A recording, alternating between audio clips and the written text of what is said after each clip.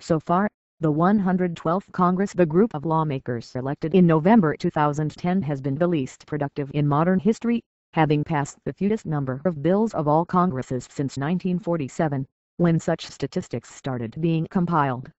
That means there's still a lot on the legislative to-do list for the last few months before the 113th Congress begins in January, a period of time Washingtonians refer to as a lame duck session. Here are a few things Congress has on its plate. This is what everyone is hyperventilating about.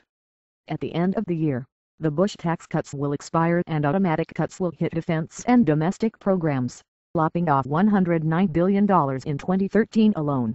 Republicans, who requested the cuts as part of last year's deal to increase the federal debt ceiling, are now desperate to avoid both the cuts and the scheduled tax increases, and President Barack Obama has said he's willing to make a deal. But Republicans don't want that deal to include tax increases, so some progressives are hoping the president may wait and simply allow the Bush tax cuts to expire before making the deal. Hurricane Sandy is estimated to have done about $60 billion of damage in obliterated homes and lost business. So House members are urging leaders to increase the budget for federal disaster relief funds budget. Come rain, come sleet, come snow, the USPS is going under unless Congress saves it. Over 8 million jobs depend on the Postal Service, which now owes over $11 billion to the federal government. The House and Senate have bills that would restructure the post office, but Congress will likely just pass a one-year patch. Sheldon Adelson, the casino magnate and famed Super PAC donor, doesn't like online gambling. He has been lobbying hard against federal legislation that would legalize it, but now, even legalization opponents in Congress have come to terms with the fact that gambling proliferation would be worse if individual states make up their own rules, creating a mess of licensing and regulatory schemes. One provision of the Dodd-Frank financial reform law says financial firms have to trade derivatives in clearinghouses, which manage the risks inherent in those kinds of transactions, requiring traders to back derivatives with cash to cover potential losses. This session might provide an opening for industry lobbyists and friendly members of Congress to bend the law to their liking by loosening regs. The Violence Against Women Act expired over a year ago. Funnily enough, violence against women hasn't. In April, the Senate passed a version of the bill that extended protections to Native American, immigrant and gay victims, but House Republicans refused to consider it, drafting their own version that would actually scale back the protections under current law. There was talk of this being accomplished before the end of the year, but that probably won't happen. The Senate passed its version of the once every 5 years farm bill in June. The Senate bill reined in farm subsidies a little and cut food stamps by $4.5 billion. But the House bill fell apart after demands by some conservatives to cut food stamps even further.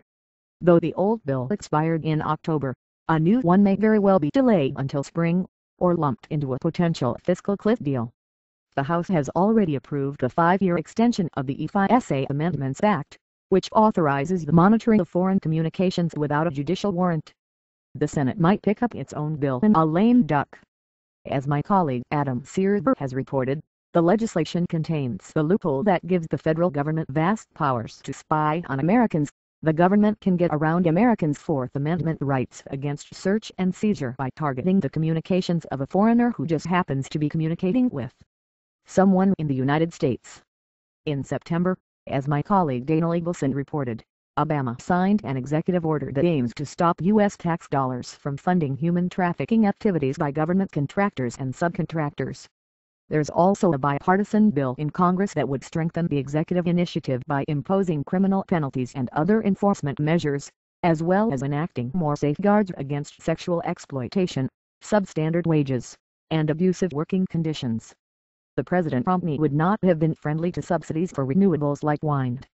But Obama's support for the industry has been key in the effort to get Congress to renew the wind production tax credit, which now looks likely to happen before it expires at the end of the year. Swing states with wind farms and factories went overwhelmingly for Obama, and that helps remove uncertainty regarding the extension, according to the American Wind Energy Association, which says the industry is responsible for about 75,000 jobs. Legislation introduced in the Senate by Joe Lieberman and Susan Collins are Maine and in the House by members on both sides of the aisle, would offer same-sex domestic partners of federal workers health and retirement benefits. It has been floating around Congress for years. Lieberman's imminent retirement may provide the giddy-up